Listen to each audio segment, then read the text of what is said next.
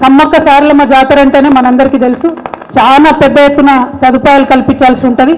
ఉమ్మడి ఆంధ్రప్రదేశ్లో ఈ జాతరను బాగా నెగ్లెక్ట్ చేస్తే తెలంగాణ రాష్ట్రం ఏర్పాటు కాగానే మొట్టమొదటిసారి గౌరవ ముఖ్యమంత్రి గారు అప్పుడు కేసీఆర్ గారు 100 కోట్ల పైచిలకు డబ్బులు ఇచ్చి ఒకటే ఫస్ట్ ఇయర్లోనే మంచి జాతరకు అన్ని ఏర్పాట్లు చేసి తర్వాత ప్రతి సంవత్సరం 75 కోట్లు ఇచ్చుకుంటూ మంచి ఏర్పాట్లు చేస్తూ వచ్చినాం. మరి కనీసం 3800 బస్సులు నాకు తెలిసి లాస్ట్ టైము జాతరకు మనం పెట్టి మంచి ఏర్పాట్లు చేసినాం. ఒక్క వరంగల్లోనే దాదాపుగా 90 పాయింట్స్లో బస్సెస్ని పెట్టి ఎటువంటి ఇబ్బంది లేకుండా ప్రజలను అప్పుడు తరలించినాం. యావత్ తెలంగాణ వ్యాప్తంగా 51 చోట్ల స్పెషల్ బస్సెస్ వేసి ప్రజల్ని తరలించడంలో ఈజీ కావడంలో చేసినాం.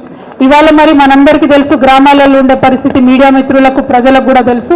బస్సులలో ఎప్పుడైతే ఈ ప్రభుత్వం వచ్చిన తర్వాత మహిళలకు ఉచితం అని చెప్పిండ్రో అప్పటి నుండి విపరీతంగా రష్ ఎక్కువైతున్నటువంటి సందర్భాన్ని మనం చూస్తున్నాం. అనేక చోట్ల గొడవలయ్యి వివిధ రకాలైనటువంటి అసౌకర్యానికి ప్రజలు గురవుతున్నది మనం చూస్తూ ఉన్నాం.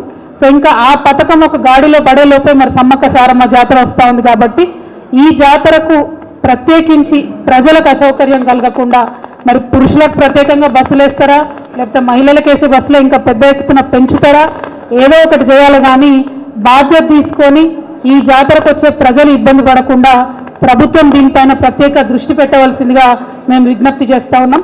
ఎందుకంటే లక్షలాది మంది వచ్చేటటువంటి జాతర, అనేక సదుపాయాలు ఇక్కడ చేసి ఈ జాతర యొక్క ప్రతిష్టను మనం పెంచుకుంటే నేషనల్ స్టేటస్ కూడా మనకు వస్తుంది. కాబట్టి దాని మీద ప్రభుత్వం సీరియస్గా దృష్టి పెట్టాలని చెప్పి నేను కోరుతా ఉన్నాను.